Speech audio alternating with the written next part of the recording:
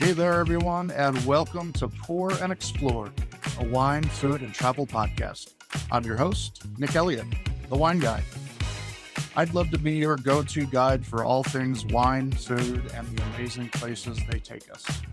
Here on Pour and Explore, we'll sip, savor, and wander through the exciting world of wine, discuss incredible cuisines, and uncover the stories behind unforgettable destinations. Each week, I'll bring you lively conversations with wine experts, chefs, travel pros, and fellow enthusiasts. We'll share practical tips, hilarious tales, and plenty of inspiration to fuel your next adventure. So grab a glass, pull up a chair, and join me as we pour, explore, and celebrate the good life. Let's dive in. Hello, everyone, and welcome to Pour and Explore, the podcast where we sip, savor, and stroll our way through the world of wine, food, and travel. I'm the wine guy, Nick Elliott, chef, certified sommelier, former winemaker, and today I am bringing you a flavorful conversation that's packed with heart, heat, and a whole lot of spice. I'm joined today by the incredible Lisa Maloney. She is the founder of Spicy Spuds and Other Stuff. Lisa's journey started in the most personal of ways, advocating for her daughter's health. And it evolved into a mission to make healthy, salt-free, flavor-packed spice blends that everyone can use and enjoy. We talk about what inspired her line, how she develops her blends, and the power of food as medicine, and how you don't need a recipe or a culinary degree to cook something delicious. So if you've ever looked at your spice cabinet and thought, meh, this episode is for you, so let's get into it. Lisa, thank you so very much for being on the show. It's a pleasure to have you here. It's wonderful to be here, Nick. Thank you so much for having me. Awesome. Well, this is a special episode. I've been playing around with your spices, and I'm really, really excited to learn more about them myself as a chef and to let my audience know about these amazing things that you're doing. So let's start with this. What is the story between Spicy Spuds and Other Stuff? Well, there definitely is a story. It really starts with my youngest daughter, Morgan, when she was born over 30 years ago, because I was actually a returning college student at the time, and I thought I wanted to become a psychologist. And that's what I was, starting to get my general education out of the way. She was born with a really rare congenital disorder that only 55 people in the world had at the time that she was born. It's called congenital selective glucose and galactose malabsorption. She was seriously ill, and doctors just did not know what was wrong with her. And so it's a very rare metabolic disorder. So we, as a family, just started looking around. Luckily, she was born in Southern California because there was a lot of really good hospitals in the area. And we were going to all of those hospitals trying to find answers for our daughter. And as it turns out, it really changed the trajectory of my entire life, because not only did I pivot and, get into nutrition and food science, but it was just a long, hard battle just to save her life and to be able to see her thrive. The first 5.5 months of her life, Nick, she was in and out of the hospital 115 days. Oh, my goodness.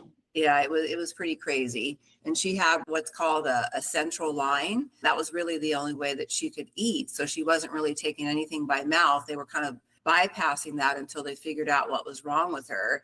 And then she was able to graduate onto a fructose-based, soy-based formula after that she was able to tolerate.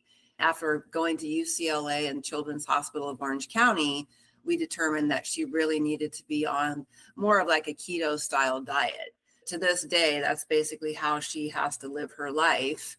And lo and behold, even though it was such a really rare thing, there was a doctor at UCLA that was finishing up medical school and everything. And he's got his, he's an MD at this point. Mm-hmm.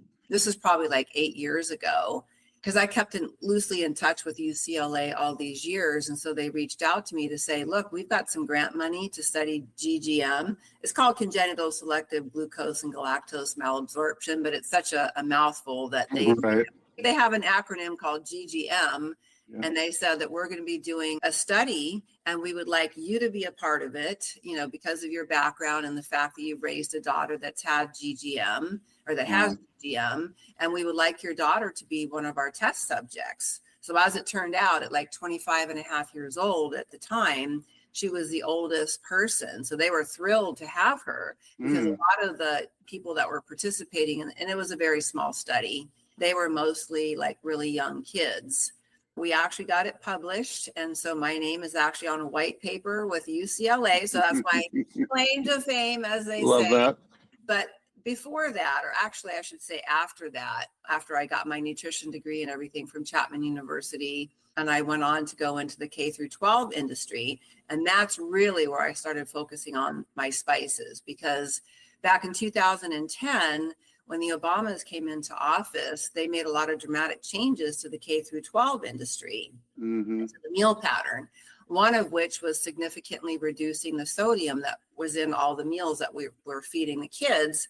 But I thought, we don't want to serve them food that tastes like cardboard. We serve food that's flavorful and healthy and, with robust flavors to go with them. So I just started putting my thinking cap on and I thought, well, this is what the problem is. And, I want to find an answer to that. So my answer to that was Spicy Spuds and Other Stuff custom spice blends. And I wanted to create something that, is very healthy. So they're sodium free, they're allergen free, they're gluten free, they are vegan, MSG free, they're sustainable, and they're also kosher. But they are very packed with flavor. Yes, they are. Oh, well, thank you. And I wanted to create flavor profiles that were going to be applicable for almost any kind of food that you want to put them with. Yep. I didn't want it to just be like a steak seasoning, or this is for popcorn, or this, you know what I mean, for like individual foods. I wanted my flavors to be as universal as possible. And I also wanted them to be applicable for everyday users, and then also for the commercial industry, such as yours, and then also for retail. Yeah. So that's kind of the brainchild, behind everything that I did. And then from there, I really started creating a lot of recipes. I don't know if you've been out on my website or not, but I do have about 50 recipes that I created myself. Those are not stock photos. Those are Lisa Maloney photos. And those are things that I've worked on and, tried to perfect over the years. And then I also use professional software that a lot of people in the nutrition industry use to determine like the fat, the calories, the protein, the sodium per serving. So that way the consumer knows that.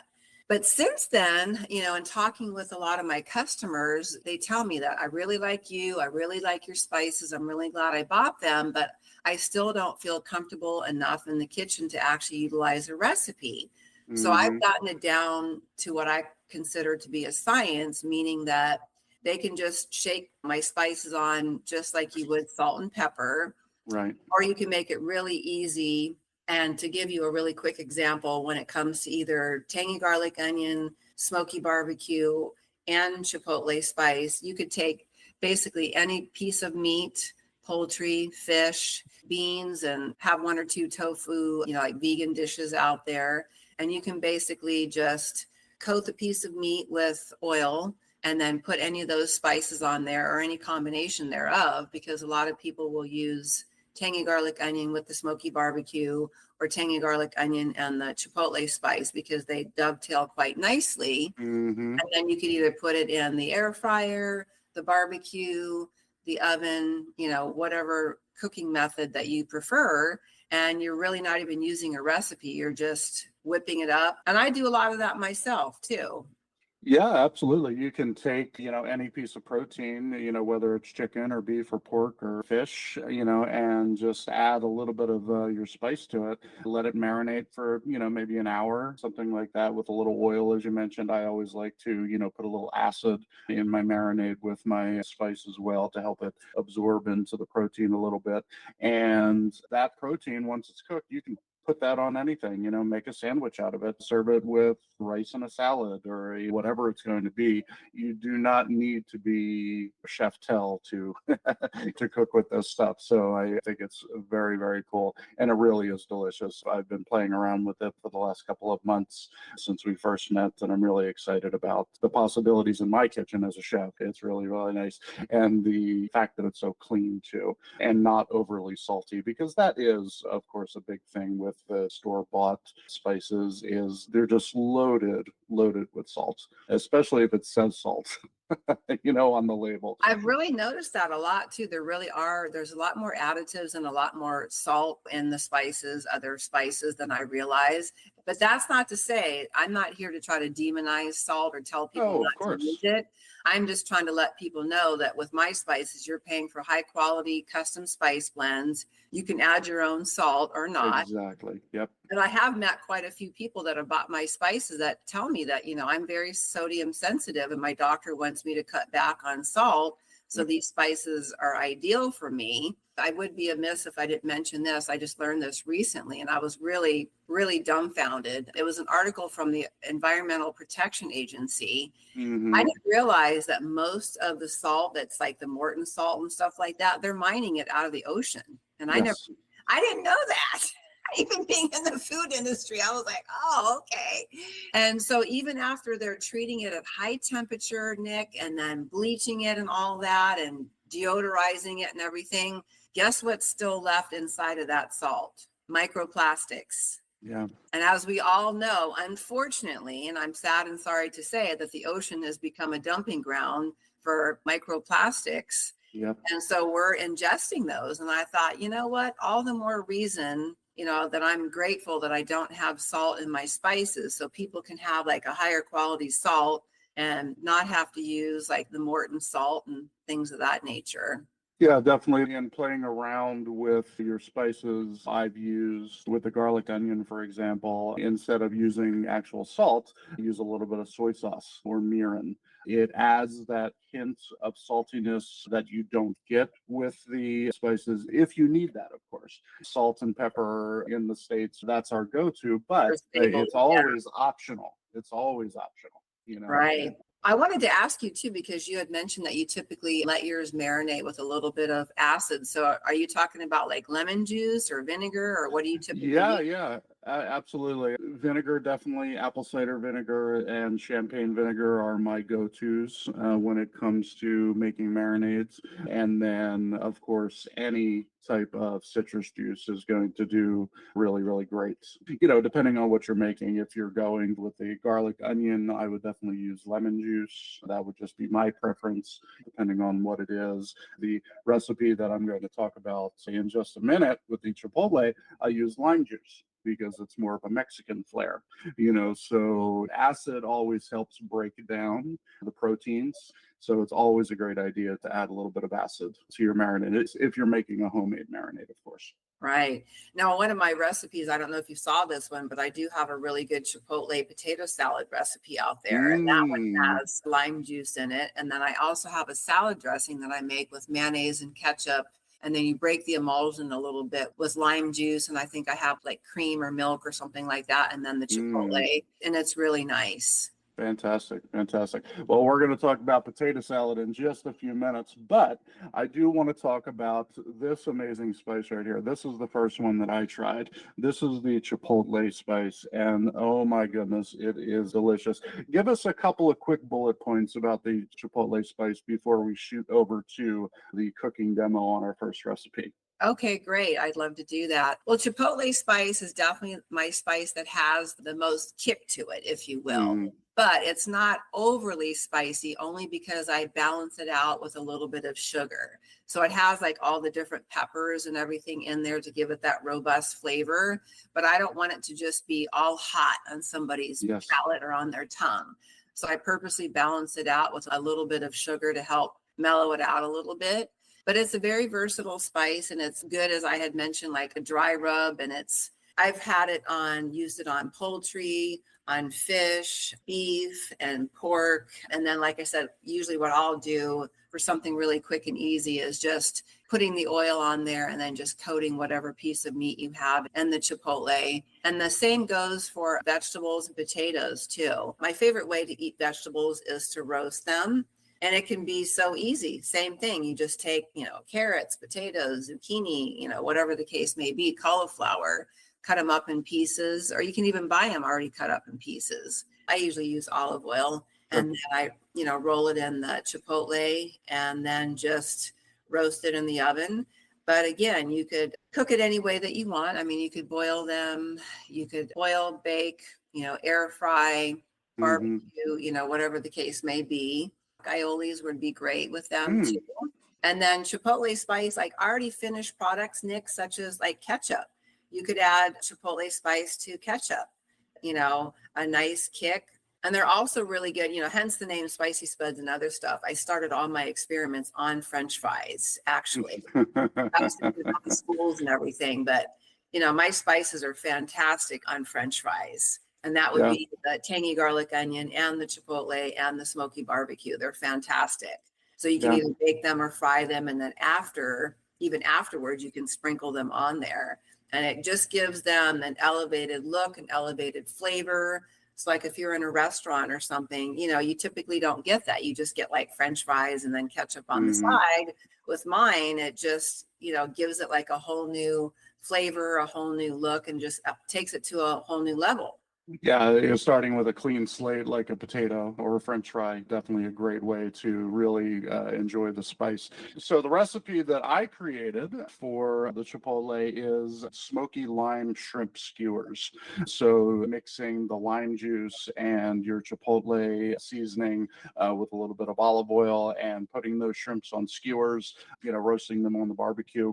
Absolutely fantastic. So we're going to shoot over and show everyone this amazing video right now, and we'll be right back. I want to show you how easy it is to do a marinade with this amazing chipotle spice from Spicy Spuds and other stuff. I took a little shrimp.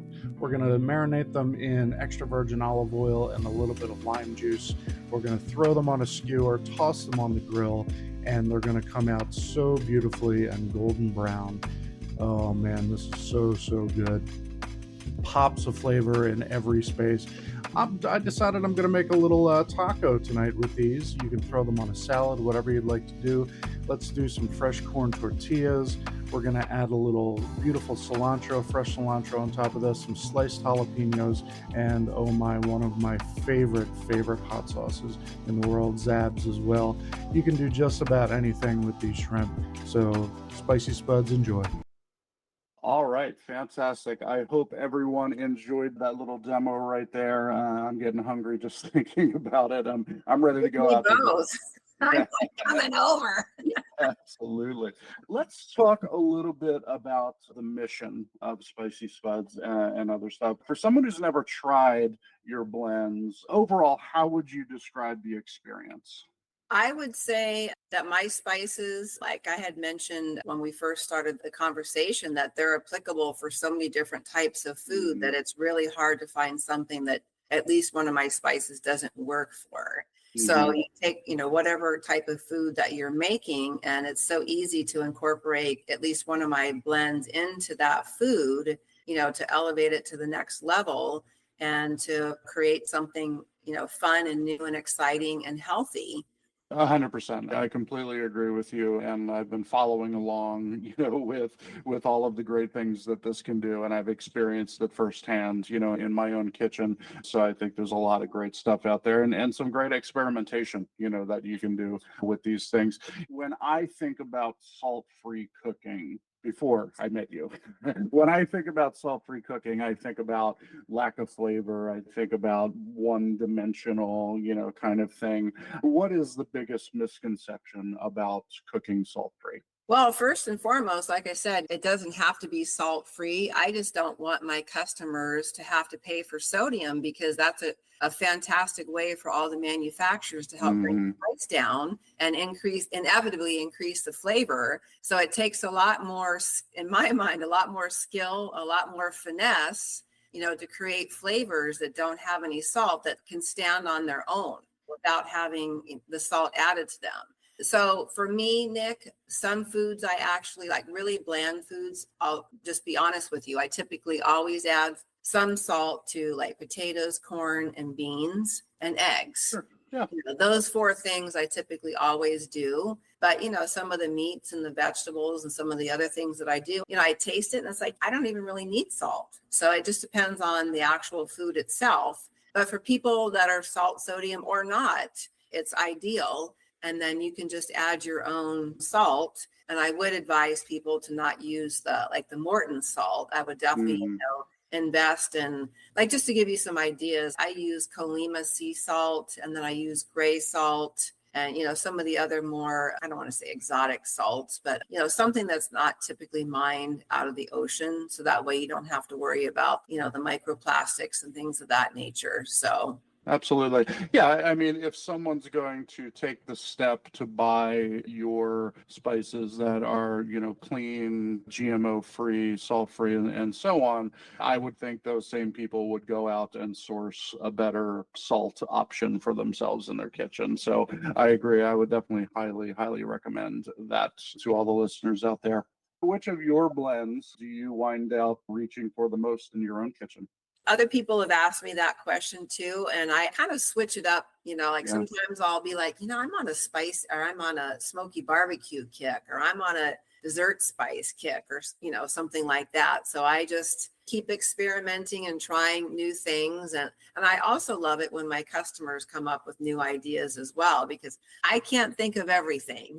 So I love it when people tell me, oh, I put dessert spice in my coffee, or oh, I coat my bacon with smoky barbecue. It's like, who knew? That's why I'm so excited to be connected to you, being a chef and everything, because I know that you're going to have ideas that I, probably wouldn't have dreamed of in a lifetime. So, I love all the, the things that you're coming up with. So thank you. Absolutely. Absolutely. No, thank you. I'm so glad we were able to meet, and I've had the pleasure of using your products in my own kitchen, and it's really been great. Speaking of smoky barbecue, that's what we're going to talk about next. The recipe that I came up with after some experimentation, I used bratwurst sausage and did something a little bit different, easy, something that you can literally throw in either your Instant Pot or in the oven. I did a barbecue bean and sausage casserole. Super, super easy. It takes about 10 minutes to put together, using your spice, sticking it in the oven, and cooking it off. I was absolutely surprised how delicious it came out. Tell us a little bit about the base of the smoky barbecue. Smoky barbecue was by far the most difficult spice for me to, I don't want to say perfect, because, perfect is kind of a dangerous word. But my goal for smoky barbecue was to create like a barbecue potato chip flavor. That's what I was really trying to do. And again, there is a lot of overlap, as far as the applications go, like with Chipotle. So, it's going to be good for fish and poultry, beef and pork. But of course, also beans. I mean, like barbecue beans and things of that nature. And then, of course, potatoes and vegetables. And then also you can add it to ketchup as well. And then you can add the barbecue flavor to it. And then, of course, sprinkling it on French fries or something like that, too, because it definitely gives it that, red, robust color and flavor, and just, helps to elevate your food. Yeah, and to your point, that's exactly what I did. I made my barbecue base out of ketchup and your spice, and that was the base of the beans, like a baked bean type flavor, but definitely up-leveled, a whole lot with the addition of the bratwurst sausage. Super, super, again, easy meal to make. With the smoky barbecue, you got to check this out. We're going to shoot over to the demo recipe right now, and we'll come back in just a minute. All right, we're going to start this recipe off with some great ingredients from some of my favorite places, like Imperfect Foods, Trader Joe's, of course, this beautiful seasoning from Spicy Spuds and other stuff. We're going to start with some onions, chop that up, large dice. Let's chop up that sausage again, large dice, and we're going to get these things sauteing up on the stove. Get those onions nice and golden brown with a little extra virgin olive oil. Go ahead and reduce those down. Get your sausage in there, get a nice caramelization on those onions and that sausage. Give them a good stir and get those nice and beautiful brown. Next thing you do, we're going to add our Spicy Spuds and other stuff, barbecue seasoning, and get that flavor going in there. Again, get everything nice and caramelized. Now, while these onions and sausages are reducing down, we're going to get some beautiful caramelization color and amazing depth of flavor in here. Now we're going to add our beans. We're going to use some Great Northern beans. That's typically what we put into baked beans. And of course, I'm going to add some of my favorite black beans into this recipe as well. And again, using the liquid from the cans, we're going to start reducing that down. And what's going to happen is we're going to get this real thick, rich sauce. I'm just going to add a tiny splash of barbecue sauce in there. Of course, maple syrup for just a little bit of sweetness. And we have to counteract that sweetness with a little bit of apple cider vinegar. We're going to keep on reducing these down and bake at 225. And at 225, this is going to be nice and low and slow for a good 3 hours. We're going to cook this down until we start to reduce that liquid. Things are getting thick and rich and delicious. And this is what we come up with. Beautiful, hearty stew made with beans and sausage, some caramelized onions, and I decided that I wanted to add little veggies to this, so I sauteed up some spinach. We're going to add that right on the top, and we're going to finish this dish with a little shredded cheddar cheese, and voila, folks, Spicy Spuds and other stuff, barbecue seasoning, absolutely delicious. Well, I hope your mouth is watering as much as mine is after watching that one. That was a really fun, easy recipe to whip up. Again, you can do that in 10 minutes at the beginning of your day. Stick it in the crock pot is a great way to go about it, or put it in the oven when you get home from work. It'll be done in about 45 minutes. Really delicious recipe. So I'm glad that I was able to try that one out. You know, for someone who's trying to eat healthier, and this is an overall question beyond your spices. For someone who's trying to eat healthier without sacrificing flavor, where should they start? I used to have a nutrition consulting business after I graduated from college, and a customer of mine actually asked me, will you please help me go shopping at the grocery store because I want to do better, but I don't know how to do that. And so that actually started a thing, where I would actually meet somebody at wherever they normally shop, whether it's Smith's or Trader Joe's or this or that. And I would take them on a little shopping journey and just point out things, along the way. But in general, Nick, I would have to say when you're at the grocery store, you want to go to the outer perimeter of the store because that's where you're going to find more of the whole foods. And there are conveniences that I take advantage of myself. And one of those would be like lettuce that's already cut up in the bag in the modified atmosphere packaging, vegetables that are already cut up. So if you don't want to cut them up yourself, you can definitely already do that, or even some of the fruits. So you just take those home and then you just, like I said, put the oil on them and then whatever spice that you want, and then just whatever cooking method, tickles your fancy. And then it's just so easy to prepare because you don't want to tell people to do something that's going to be a lot more difficult for them. You want it to be easy for them. And one thing I've learned, especially from going to some of these chain restaurants and stuff, I'm so glad that they have this information out there. They'll have like the fat, the calories, the sodium. And I'm just sitting there thinking, do I really want to eat this? Because that's like more than the amount of calories and fat and sugar and salt you should be having in a whole day that's in one plate of food. Oh, yeah.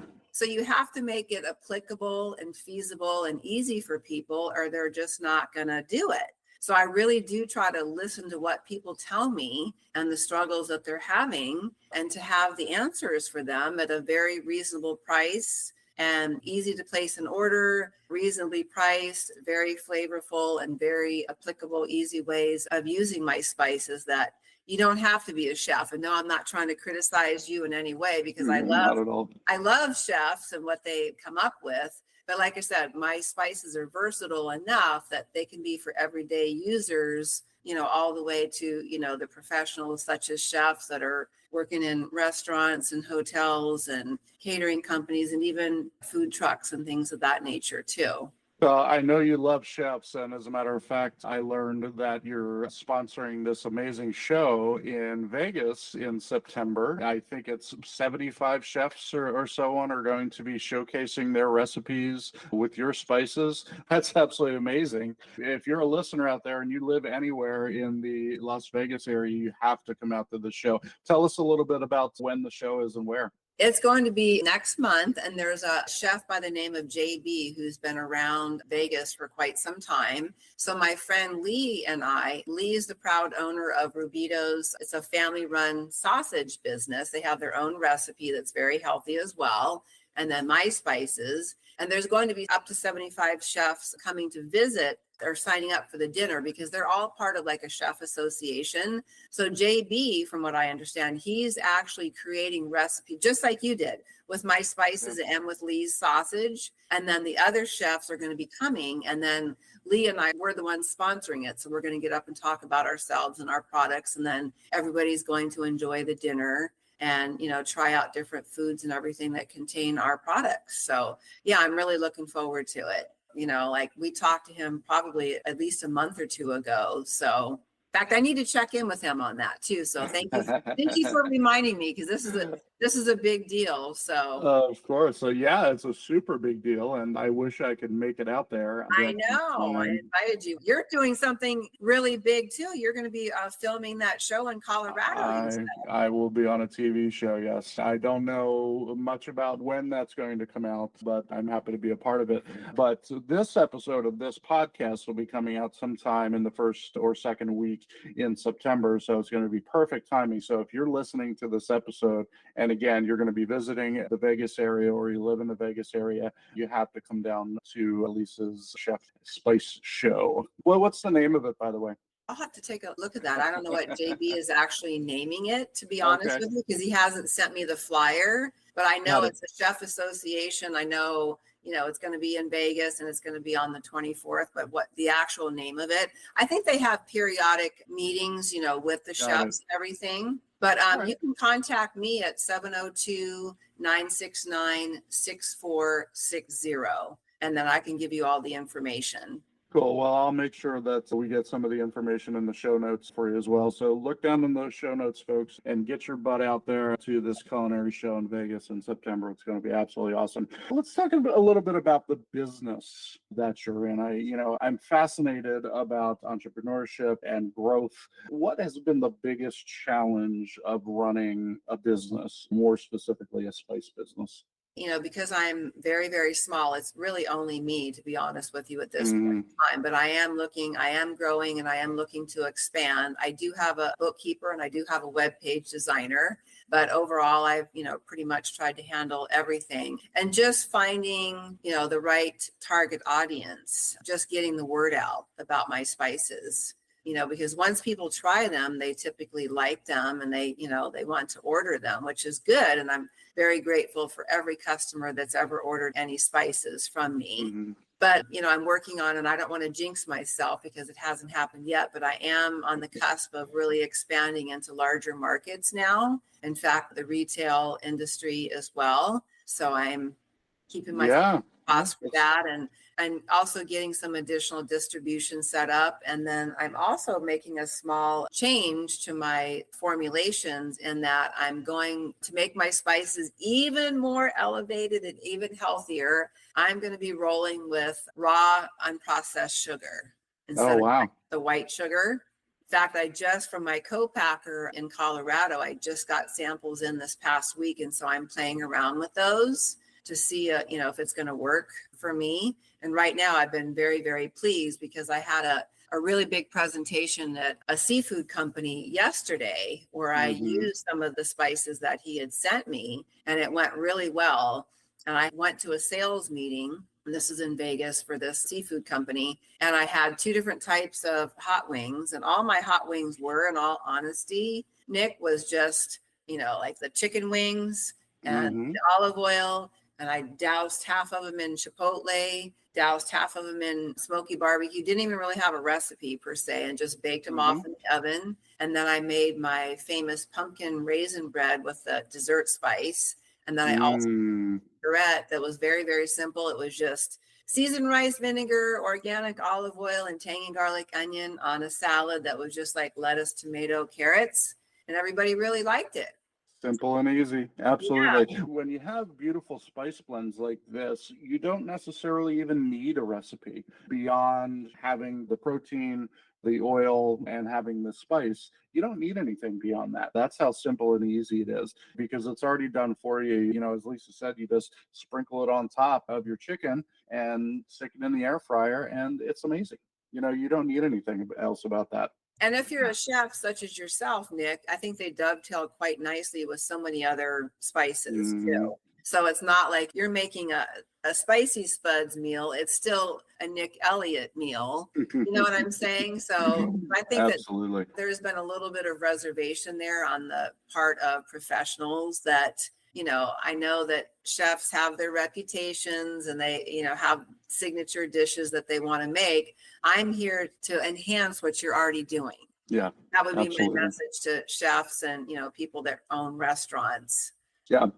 Well, speaking of my recipes, the next one that I used and absolutely love is this tangy garlic and onion. And I'll tell you what, I've tried 3 or 4 or 5 different recipes, including the one that I'm going to show in just a minute. And I just blown away by the depth of flavor in it. And it does have a little bit of a zip to it, not a spice, but definitely a tang, you know, to it. So amazing on wings, amazing on any protein that you can think of, and you know, mixed up with a little bit of olive oil and vinegar, I could see it making an amazing dressing for a salad as well. So I completely agree. As I was playing around, it's summertime here in Southern California, and I wanted something a little bit fresh and light and easy. So I made a potato salad with the tangy garlic and onion mixture, and it turned out absolutely amazing.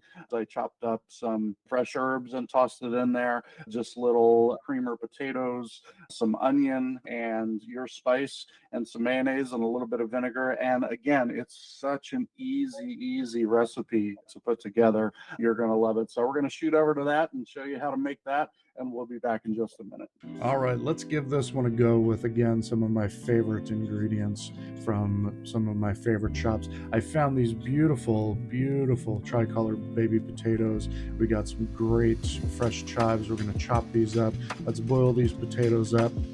Oh yeah, look at how gorgeous that is. Now, once we get these boiled, we're going to go ahead and chop up those chives and really get this herbaceous and delicious. Oh yeah, look at that. Little Kewpie mayo, that's my go-to mayonnaise, and apple cider vinegar from Odds and Ends. Really good stuff. We're going to take that Kewpie mayonnaise, we're going to blend that together with a little bit of, together with some of that great tangy garlic onion spice from Lisa's Spicy Spuds and other stuff. Let's throw some bacon bits in there for a little added texture and a little smokiness, and we'll throw a little bit of that apple cider vinegar in there. Salt and pepper to taste, and we'll whisk this up really good. Make sure that all of the ingredients are combined, and we're going to throw this in the fridge for just a little bit to get it chilled and get it a little set up. Now, next thing we're going to do is add those chives inside and mix them up, get that all incorporated, beautiful, and then we will start adding in our potatoes.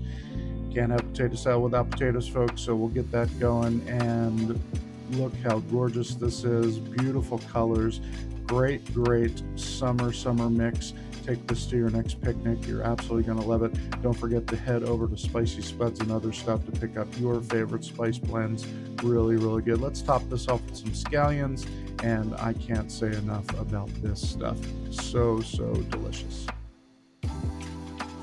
All right. right. I hope you all enjoyed that. That one was as much fun to eat as it was to make. So I really hope you try that one at home. Again, super, super easy things. You don't even necessarily need a recipe with these spices because all of the flavor is packed right in. So it's super easy to put in anything. As Lisa mentioned, potatoes, like we just showed you, all different types of proteins. Make a salad dressing out of it. You're absolutely going to love it. Let's dig a little bit deeper into the ingredients in your spices. You were talking a minute ago about moving over to a different type of sugar in there. Where are you sourcing the ingredients that make your spices so amazing? Great question. One thing I did want to mention though about the tangy garlic onion, I think part of the reason why it does have more of that robust flavor is I insisted on putting some roasted garlic in there. Oh yeah.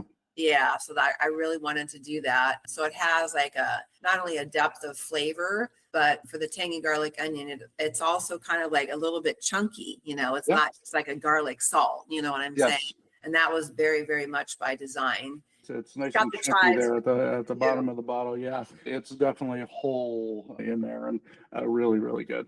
And so some of the ideas for the tangy garlic onion before I answer your question. So again, going back to like, the poultry, the fish, the meat and the pork and the beef, and potatoes, like they're really good in mashed potatoes. And then also in like the potato salad, like you did. Also, of course, on vegetables and French fries. And then it's also really good in a rice pilaf too. But you just have to be sure that you put it in during the cooking process. Right. Because if you put it in after the rice is cooked, it is going to be a little bit grainy and everything. So as long as you put it in with the cooking water and or the broth, you should be fine. And it really does make herbed rice or like rice pilaf, and it definitely elevates the flavor on that as well. But to answer your question, I don't have the exact places where my co-packer gets them, but I do know he brings spices in from all over the country and basically all over the world. So it just depends on where that spice grows the best. And to give you an example, I've been told that Vietnam is actually one of the best places to get cinnamon, because we just don't have the growing climate for certain things here in America. So the spices that he can obviously get, from the States, he does. And then he goes abroad to get everything else. And then the other thing that I'm really happy about, that I was really adamant about too, is that they're doing the testing of the spices, like the plate count, when it comes to the bacteria and things of that nature. So they do steam the spices to make sure that there isn't anything harmful in there because they are grown out in the elements. Absolutely. So you're taking care of the products from the time they make it into the factory, into the packing plant. So I'm so glad to hear that because it is important. I talk about that a lot when I'm talking about grapes because people talk about additives in grapes and things like that. And I'm worried more about the things that are not added, the things that are not taken away in wine. Give me an example of what you mean. Well, what I mean is when the grapes come in from the vineyard, 9 times out of 10, they're not washed. So whatever is in that vineyard is going to be on those grapes and then is going to wind up in the wine. Wow. So that is I did not know that. And I've been to winemaking facilities before too. I guess I wasn't asking all the right questions.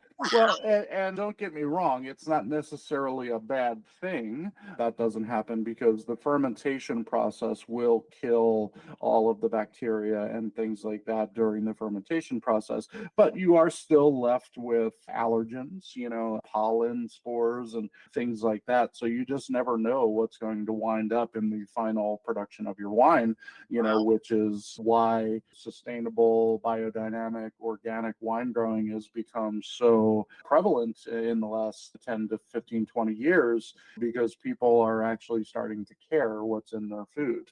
So I like to make that known about wine, and I try to buy responsibly as well when I'm buying wine. When it comes to wine, do you trust wines that are made like in Europe more than you trust wines that are made in the US, or is it half a dozen of one, 6 of another?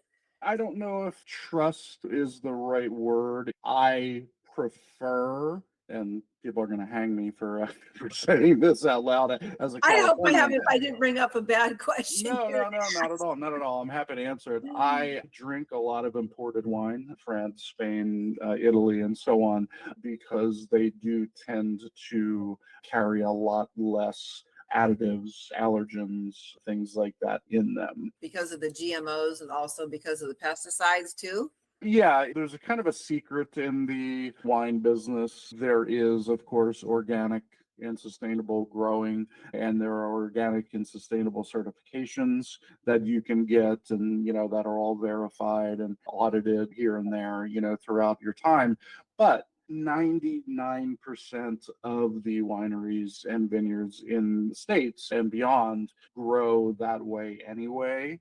You mean the way that they do in Europe? Exactly, grow organically anyway. And the only time that they'll introduce pesticides into the vineyards is when they're having a problem that an organic compound cannot get rid of. So knowing that that's kind of industry standard. Well, that is good to know, and that's reassuring. Yeah. So are they just not certifying their wines as organic just because it would be so costly to do so? That's exactly right. Yeah, the cost to get certified as organic is pretty exorbitant, and it's not worth it, especially for the smaller growers, because they're going to be presenting their products anyway, in most cases, to the clientele, so they can say, I'm the person who grows this wine. I can tell you that there are no pesticides in this bottle. So that's the way it works in the industry. I was considering at one point, going all organic too, but I was told it would cost me like $10,000 per spice to do that. And that's just for me, one of the little guys, it's prohibitive for me. And then after talking with my co-packer in Colorado, he said, Lisa, and looking at the organic spices that come in versus the ones that you're getting, the quality is higher for what you're getting, which really kind of surprised me too. And I thought, okay, I'm just going to keep on doing what I'm doing. And, I have every other certification or qualification, other than organic. So I'm okay with that. You're eliminating so much with the other processes that your spices are going to be better than anything that you can buy in the store, period. That's what it boils down to. All right, we are going to go to our last recipe here in just a minute, but I need to talk a little bit about this awesomely delicious dessert spice that you've put together. I've got a fun recipe coming up next, but tell us a little bit about how you came up with the dessert spice. Well, first of all, the name dessert spice is a little bit of a misnomer. And the reason why I say that is because dessert spice is actually one of my most versatile spices. It's not just for desserts. Like I said before, I have to give some of the credit to my customers because, people are telling me that they're putting dessert spice in their coffee. They're folding it into whipped cream.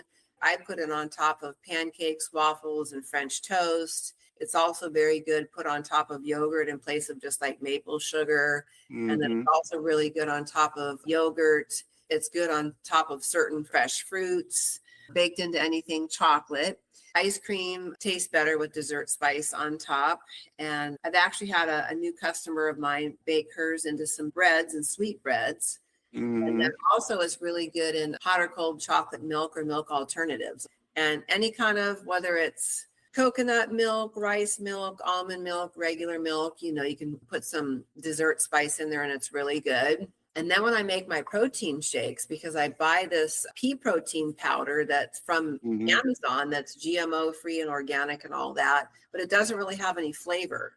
So I add the coconut milk to it, a little bit of ice, the protein powder, and then I put in like a couple tablespoons of dessert spice, and it really helps to flavor it. And it's a really minimal amount of sugar. In fact, it's a great way of reducing your sugar and your carbs because if you have 1 teaspoon of sugar, Nick, in comparison to a teaspoon of dessert spice, a teaspoon of sugar is going to yield about 15 calories and 4.5 to 5 carbs, whereas 1 teaspoon of dessert spice is going to yield 2 calories and 2 carbs. Wow. Then there's also healthier things in there too, like cocoa powder, cinnamon, nutmeg, and allspice. So it's a very good all-around spice. It's not just great for desserts. I also wanted to mention that putting on pork dessert spice is actually good for that too. So you can do the oil, and then you could do like a pork roast or something like that. Let's get everyone over to your YouTube channel. You have a YouTube channel. I'll make sure that it's down in the show notes as well. And they can see all of the cool recipes that you've created and all of the presentations that you've done, including some of the great things that you've done with the dessert spice. But let's talk about the recipe that I came up with for just a second. Another fun one. I decided to do a little play on nachos, where I did a cinnamon swirl dessert nachos with this spice.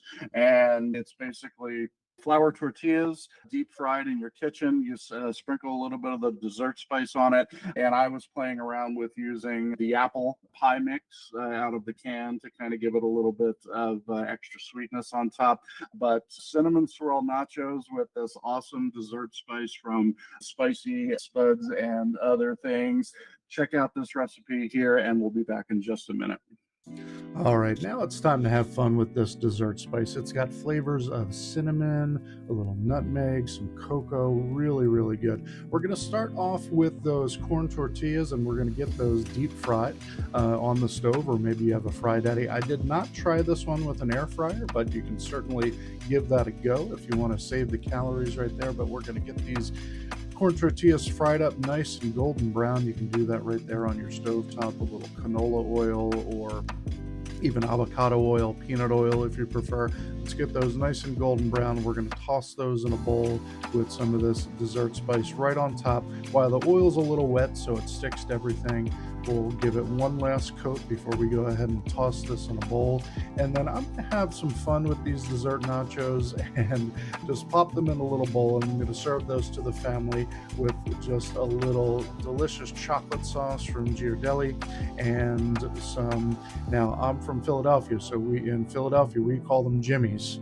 You might know them as sprinkles, but they are called Jimmy's, and no one will ever tell me anything different.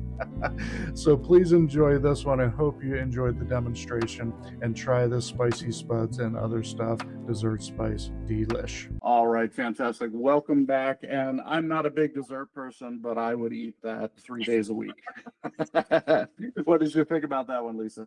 Yeah, that was a fantastic idea. And again, it was simple and very luscious and, beautiful. And, thank you so much for your creativity and innovation. I truly appreciate it. Of course, of course. All right, we're going to wrap things up today with our rapid fire round, our lightning round for you. So a bunch of quick questions coming at you. Just give me the first thing that pops off your head. This is Lisa Maloney, everyone, the founder of Spicy Spuds, and she's just doing amazing things. I can't wait to get this in your kitchen. But right now, let's do a lightning round. Breakfast, sweet or savory, Lisa? It depends on what mood I'm in. I could go either way. I have a lot of protein things for breakfast, so I would say probably savory, like eggs and, and sausage and maybe some hash browns, that kind of thing. Yep. Protein's definitely important at the beginning of the day. Your favorite comfort food? Tell us what your favorite comfort food is. That's a good question. I'm such a foodie. It's hard to narrow it down. It really is. I mean, I like so many different types of food, but the types of food that I'm kind of into right now, I would say I like Cuban food. And then, but I really like Indian food too, and Thai food. so all of the above. We'll just say all of the above. Yeah. You know what? Maybe Greek food would have to be at the top of the list, like kofta and like Greek salad, and baba ganoush and things of that nature. Yes. So I like that kind of stuff. Love that. Tell us who your dream dinner guest would be, living or past. I would say my future husband. I like that. What's his name? Oh, I don't want to say. Okay. All right. Good enough. Well, we'll keep him incognito. All right. And lastly, what is the first dish you ever learned to cook? Gosh, that would be going all the way back to when I was about 10 or 11 years old. And I've been cooking for quite some time. And I think it had apples in it, like some kind of an apple, like an apple cake. Because I got this cookbook for Christmas for kids. And I remember going through it. And I think it was like a little apple cake. that I Okay. make. Yes. All right. I That's bet gonna that be would have been your- delicious with your dessert. Yes, with spice the in it. desserts, yes. Oh, and I do have a really good recipe for that on my website too. It's poached apples. So it has the apples in it that are peeled. And I just use that, that crank that you can use to peel apples. Sure. Yep. Do it, by hand. And then I also put some raisins in there and then the dessert spice and the water. And then I just cooked it all down. And it's really good. And you can even use that as a sauce if you wanted to thick it up, or you could use it as like a light dessert. Absolutely. You Oh, would it add sounds a dollop of delicious. whipped cream on there too. Ooh, I and love mix a whipped little cream. bit of the spice in there too. Most Yeah. definitely. Well, Lisa, I can't thank you enough for being on the show today. I really, really appreciate it. I'm loving everything that you're doing. I'm so glad that we were able to meet, and For thank you sure. for being on Pour and Explore. That's how I feel about you as well, Nick. Thank you so much for this opportunity, and it's been wonderful getting to know you as well. All right, fantastic. All right, everyone, we'll catch you on the other side. Wow, how inspiring is Lisa Maloney? I love what she's doing with Spicy Spuds and other stuff. She's doing spices, making spices that are clean, flavorful, and super easy to use. Whether you're a home cook or a professional chef, you got to go try these things out. You're going to find all of her information down there in the show notes. So if you want to support a passionate small business owner who's changing the way we think about salt and spice, make sure to check out Lisa's products and recipes. Again, you'll find it down in the show notes. And it's going to include her YouTube channel, some upcoming events. Hey, if you're in the Vegas area, don't forget to check out this awesome show that she's going to be doing there in Vegas towards the end of September. So please take a peek at that. And of course, you'll be able to get a hold of Lisa directly through social media as well. And hey, if you want to try some of these recipes, like my smoky lime shrimp, the barbecue bean and sausage casserole, or some tangy potato salad, please let me know. Hit me up on social media, and I would be happy to send you those recipes. And we'd love to see your creation. So if you have, we're going to get some spicy spuds and other stuff, share your recipes with us on our socials. We'd really, really appreciate it. Until next time, everyone, keep your food flavorful, your wine flowing, and as always, keep wondering and wandering. Take care, everybody. Thank you so much for tuning into this episode of Pour and Explore. I'd love to hear your thoughts, your stories, and your questions, so you can drop me a line at cheers@thewineguy.vin. That's cheers@thewineguy.vin. Or let's connect on TikTok, Instagram, or Facebook. Grab those links on my website at thewineguy.vin. Until next time, let's keep wondering and wandering. Cheers, everyone.